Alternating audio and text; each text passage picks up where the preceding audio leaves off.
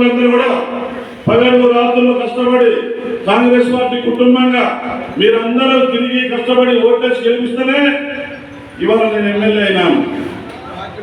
తెలంగాణ ప్రజలందరూ కష్టపడి గెలిపిస్తేనే రాష్ట్రంలో మన ముఖ్యమంత్రి రేవంత్ రెడ్డి గారు సీఎం అయినారు.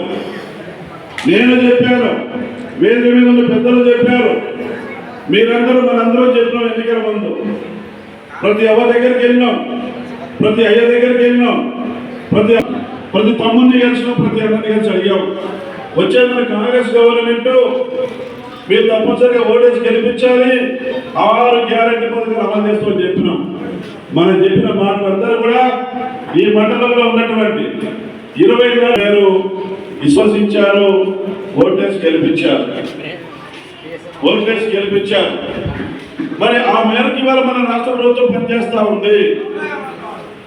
ముఖ్యమంత్రిగా ఈ రోజు రిజల్ట్ వచ్చింది, సంబరాలు చేసుకున్నాం, టపాసులు కాల్చుకున్నాం, స్వీట్లు పంచుకున్నాం.